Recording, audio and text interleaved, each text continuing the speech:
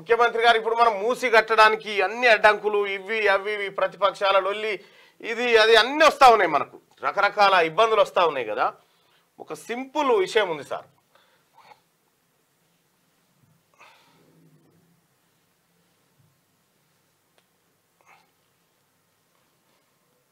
ఇగో వీళ్ళు ట్రాన్స్జెండర్లు అట, ఫేక్ ట్రాన్స్జెండర్లు అట. అయ్యో అదో పరిశ్రమ వాళ్ళని గుర్తుపట్టిరు, మొత్తానికి గుర్తుపట్టి వీళ్ళు ఫేక్ అని చెప్పి తేల్చేసారు. వాళ్ళు గుర్తుపడతారు. ఇక ఇది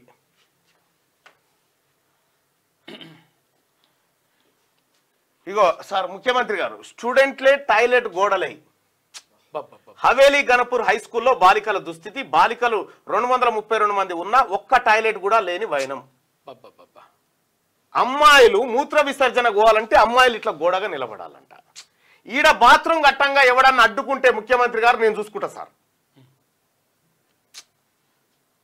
ఈడ ఎవడన్నా ధర్నా చేస్తున్నా సార్ కట్టొద్దని. ఇక్కడ ఎంత సిగ్గుచేటంటే మెదక్ జిల్లా హవేలీ గణపురం మండల కేంద్రంలోని జిల్లా పరిషత్ హై స్కూల్లో టాయిలెట్స్ లేక విద్యార్థినుల చుట్టూ నిలబడితే మధ్యలో ఒకరి తర్వాత ఒకరు పని కానివ్వాల్సిన పరిస్థితి నెలకొంది. ఈ స్కూల్లో 540 మంది స్టూడెంట్స్ ఉండగా వారిలో 232 మంది బాలికలే. గతంలో బాయ్స్ కు ఒకటి గర్ల్స్ కు ఒకటి చొప్పున టాయిలెట్స్ ఉండేవి, కానీ మెయింటెనెన్స్ లేక 2 మూలన పడ్డాయి. గత బీఆర్ఎస్ హయాంలో మన ఊరు మనబడి కింద టాయిలెట్స్ నిర్మాణం చేపట్టారు, కానీ కాంట్రాక్టర్ కు బిల్లులు మంజూరు కాకపోవడంతో పనులు అర్ధాంతరంగా ఆగిపోయాయి. దీంతో బాయ్స్ ఆరు బయట వెళ్తుండగా గర్ల్స్ పరిస్థితి దయనీయంగా మారింది. ఇక దీనికి సమాధానం చెప్పురు సార్. దీనికి ముఖ్యమంత్రి గారు విద్యాశాఖ తమ దగ్గరనే ఉంది కాబట్టి దీనికి సమాధానం చెప్పాలి సార్.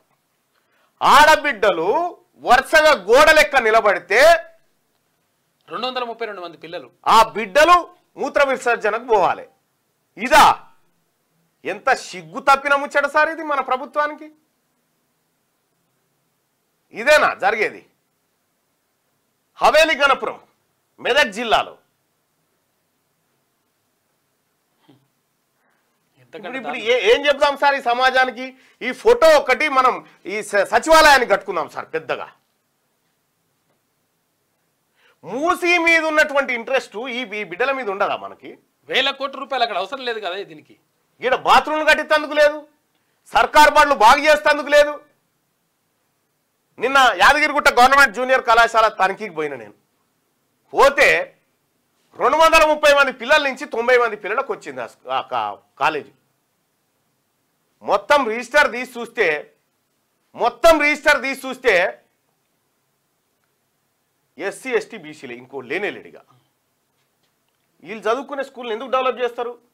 వాళ్ళు దొంగలు పెట్టుకున్నటువంటి కార్పొరేట్లు కార్పొరేట్ గవర్నమెంట్ ఇది చూసిన తర్వాత తల్లిదండ్రులు ఎవరన్నా గవర్నమెంట్ స్కూల్కి పంపుతారా? ఇదేమన్నా ముఖ్యమంత్రి గారు ఇది మంచిగా అనిపిస్తున్నది మనకు ఈ వ్యవస్థ. అరే స్కూళ్ళను బాగు చేయరు అంటే స్కూల్ బాగు చేయరు, స్కూళ్ళ బడ్జెట్ పెంచురు సార్, అంచనాలు పెంచురు. ఎవడని అడిగితే అడుగు. ఎంత దుస్థితి అంటే స్టూడెంట్లే టాయిలెట్ గోడలై ఇందులో మన పిల్లలుంటే మన బిడ్డలుంటే మన నాయకులు, మనం రాజకీయ నాయకులం కదా, మన బిడ్డలుంటే మన బిడ్డలకి పరిస్థితి వస్తే మనకేమైనా సిగ్గు వస్తుంది. పేదోని పోరాడు కదా, పేదోని బిడ్డ కదా ఆడున్నది, అందుకే మనకు పట్టింపు లేదు. ఏడికి పోవాలా? ఆ బిడ్డల పరిస్థితి ఏంది చెప్పండి.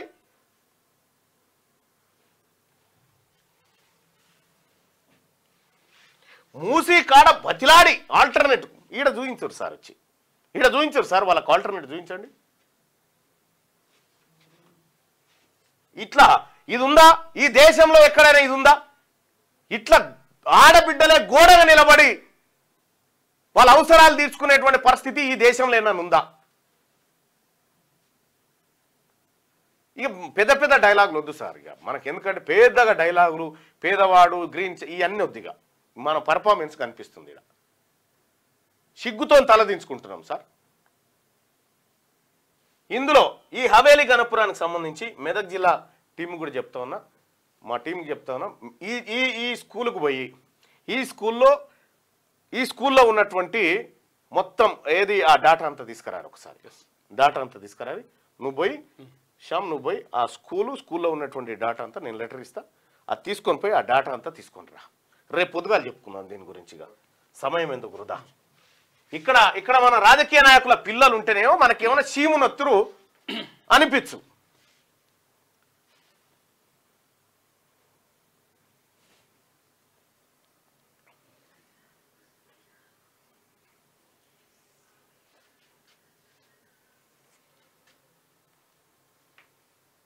అది పరిస్థితి. ఇక ఎవడేం చేస్తాడు.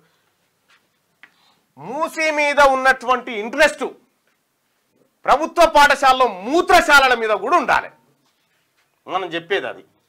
క్యూ న్యూస్ ఛానల్లో పనిచేయటకు అనుభవం గల సీనియర్ వీడియో ఎడిటర్స్ కావాలను సంప్రదించవలసిన నెంబర్ 8688926084.